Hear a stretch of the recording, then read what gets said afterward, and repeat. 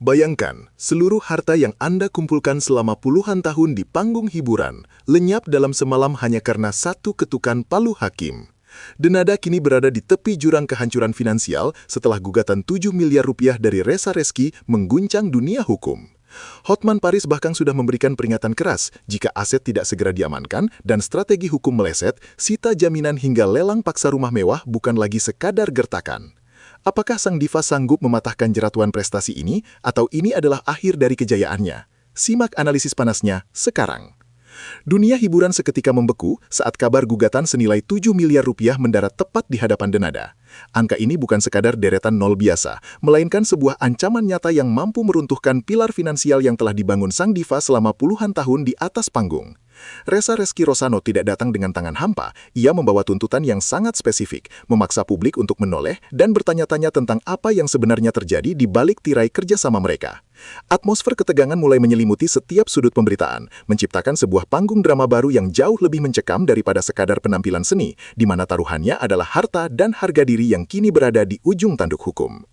Hotman Paris, sang maestro hukum yang selalu berada di pusaran kasus-kasus raksasa, akhirnya angkat bicara dengan nada yang provokatif. Dengan gaya khasnya yang lugas, ia membedah setiap inci potensi kerugian yang bisa menghantam Denada jika ia gagal mematahkan argumen lawan di persidangan.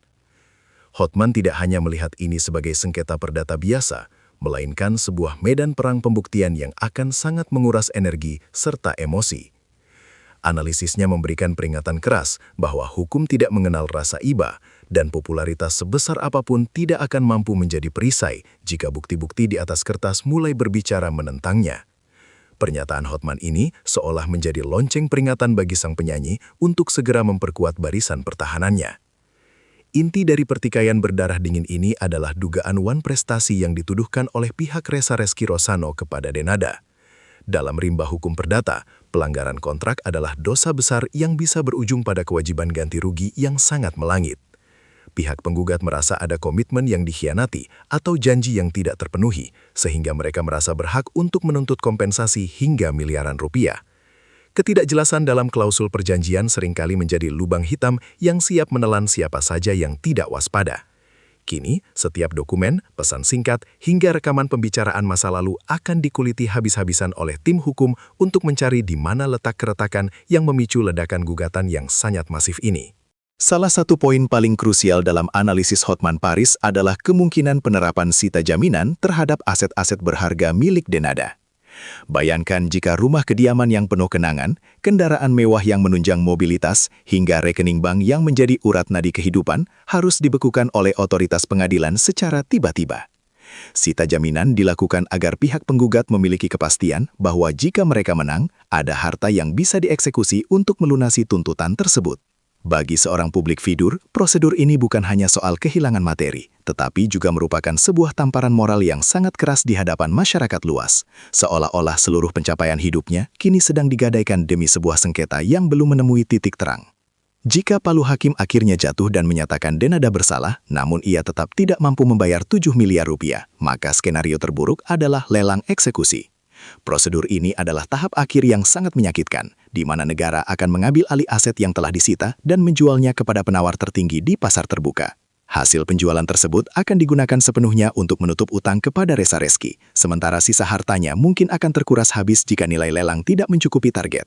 Hotman Paris memperingatkan bahwa proses ini sangat transparan dan tidak menyisakan ruang bagi negosiasi emosional. Kekayaan yang dikumpulkan dengan cucuran keringat di bawah lampu sorot panggung bisa lenyap dalam hitungan menit di bawah ketukan palu petugas lelang yang sangat dingin. Di luar ruang sidang yang kaku, ada perang lain yang sedang berkecamuk, yaitu perang reputasi di industri hiburan yang sangat kejam. Brand-brand besar dan promotor kelas atas biasanya sangat menghindari figur yang sedang terlilit kasus hukum bernilai miliaran rupiah karena dianggap sebagai resiko investasi yang tinggi. Denada kini berada dalam posisi yang sangat sulit, di mana ia harus tetap terlihat profesional di depan kamera, sementara bayang-bayang gugatan 7 miliar rupiah terus membuntutinya setiap saat. Kehilangan kepercayaan dari mitra bisnis bisa menjadi dampak domino yang jauh lebih menghancurkan daripada gugatan itu sendiri, karena bisa mematikan sumber pendapatan masa depan yang seharusnya digunakan untuk memulihkan kondisi finansialnya yang kini sedang terguncang hebat.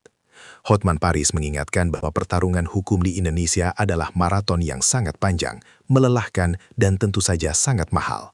Dari level pengadilan negeri hingga tingkat kasasi di Mahkamah Agung, proses ini bisa memakan waktu bertahun-tahun yang penuh dengan ketidakpastian yang menyiksa batin. Selama masa tersebut, kedua belah pihak harus terus mengeluarkan biaya pengacara yang tidak sedikit dan menghadapi tekanan psikologis yang luar biasa berat setiap harinya. Ini bukan lagi soal siapa yang benar atau salah, melainkan siapa yang memiliki napas paling panjang dan finansial yang paling stabil untuk bertahan hingga garis finish. Strategi mengulur waktu seringkali menjadi senjata rahasia yang bisa membuat salah satu pihak menyerah karena kelelahan secara mental. Meski situasi terlihat sangat buntu dan penuh amarah, hukum Indonesia tetap menyediakan jalur penyelamatan melalui proses mediasi wajib di pengadilan. Hotman Paris melihat ini sebagai satu-satunya celah bagi Denada untuk menghindari kehancuran total jika memang posisi hukumnya lemah. Mediasi menuntut kedua belah pihak untuk menanggalkan ego masing-masing dan mencari angka kompromi yang lebih masuk akal daripada tuntutan awal yang mencapai 7 miliar rupiah.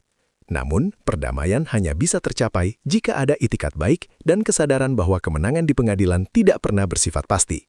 Jika mediasi ini gagal, maka pintu gerbang menuju peperangan terbuka akan terbuka lebar, dan tidak akan ada lagi jalan pulang bagi kedua belah pihak selain mengikuti takdir hakim. Denada tentu tidak akan menyerah begitu saja tanpa perlawanan yang sengit dan strategi hukum yang sangat matang.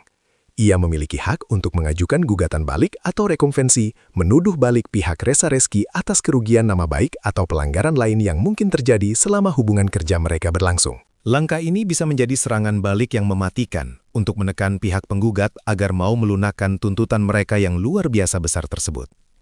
Dengan pengacara yang handal, Denada bisa mencoba mengubah posisi dari pihak yang terpojok menjadi pihak yang balik menuntut keadilan. Pertarungan argumen di persidangan akan menjadi tontonan hukum yang sangat menarik, di mana setiap bukti baru bisa mengubah arah angin kemenangan secara drastis dalam sekejap. Kasus yang melibatkan Denada dan Reza Reski pada akhirnya menjadi sebuah monumen peringatan bagi seluruh artis di tanah air. Hotman Paris menegaskan bahwa di era modern ini, setiap jabat tangan bisnis harus diikuti dengan kontrak hukum yang kedap air dan tidak memiliki celah sedikit pun. Ketidaktahuan hukum atau sikap yang terlalu meremehkan administrasi bisa berujung pada bencana finansial yang mampu menghapus sejarah kesuksesan seseorang dalam semalam saja. Kini, publik hanya bisa menunggu dengan napas tertahan untuk melihat bagaimana akhir dari drama hukum yang sangat kolosal ini. Apakah Denada akan mampu bangkit dari keterpurukan ini? Ataukah gugatan 7 miliar rupiah ini akan menjadi titik balik yang paling kelam dalam perjalanan hidup dan karir sang bintang?